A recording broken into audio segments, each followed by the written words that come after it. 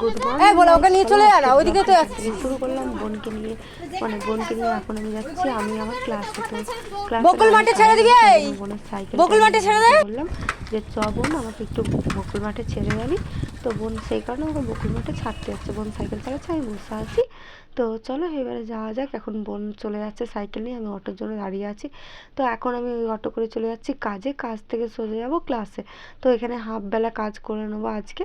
তো কাজ করে নিয়ে একেবারে যাব ক্লাসে। কাজে আছে আমার, আজকে আমার আছে কি জানো, ক্লাস টেস্ট এক্সাম মেকআপের।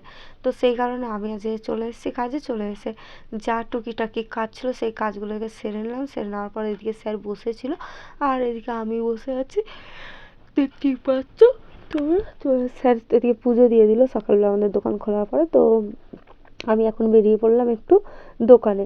তো চলো এখন যাচ্ছি দোকানে। এখন দোকানে হুট করে এত দুপুরবেলা দোকানে যাওয়ার কারণ হলো কি বলো তো, স্যার টিফিন আনেনি, তো সেই কারণে টিফিন আনতে যাচ্ছি।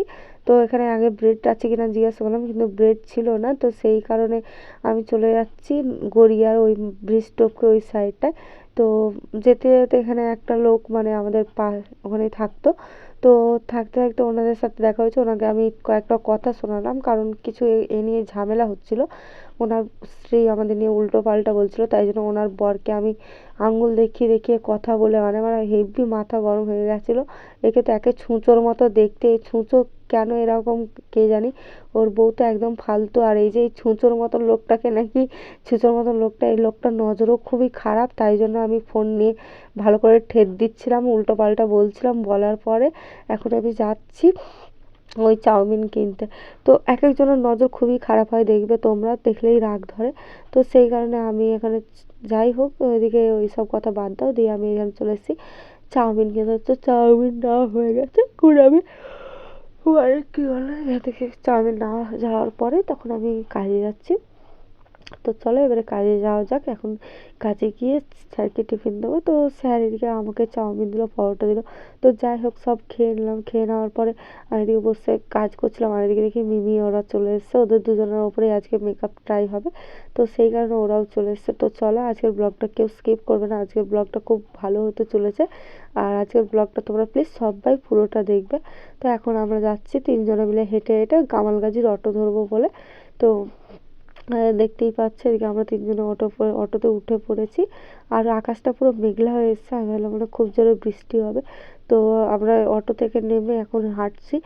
আর তোমরা তো বুঝতেই পারছো ম্যামের ঘরে, ম্যামের বাড়ি এখান থেকে হেঁটে হেঁটে যেতে অনেকটা সময় লাগে। তো দেখতেই পাচ্ছ হেঁটে হেঁটে আস্তে আস্তে ম্যামের বাড়িতে চলে এসেছে। এদিকে সবাই সাজুগুজু করছে, ওদের ক্লাস টেস্ট এক্সাম। তো আমি এদিকে আমার মিমিকে মডেলকে রেডি করিয়ে নিয়েছি, দেখতে পাচ্ছ।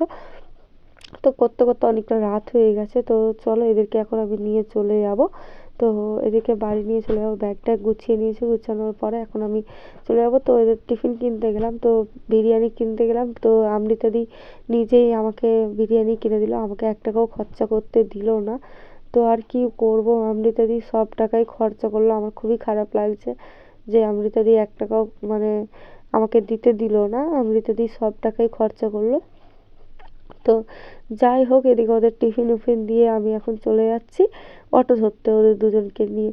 তো চলো এবারে অটো ধরে এখন আমরা যাচ্ছি বাড়িতে। তো এখান থেকে আমরা নেমে পড়বো, নেমে পড়ে মিমিকে আর ওর বন্ধুকে ছাড়তে হবে। তো চলো এবারে ছেড়ে এসে আমি একেবারে বাড়ি এসে কথা বলবো। তো গাইস দেখতে পাচ্ছ আমি বাড়ি চলে এসেছি। তো চলো ড্রেস ফ্রেস ছেড়ে নিই, ড্রেস ফ্রেস ছেড়ে খেয়ে নেবো। অনেকটা রাত হয়ে গেছে, 11:30 বাজে। তো আজকের ক্লাসটা আমি এখানেই মানে শেষ করে দেবো, আর ভিডিওটাও এখানে খতম করব। আর খাওয়াটা হয়ে গেছে। তো চলো আজকের ভিডিও এই পর্যন্ত, tata bye bye, good night, by.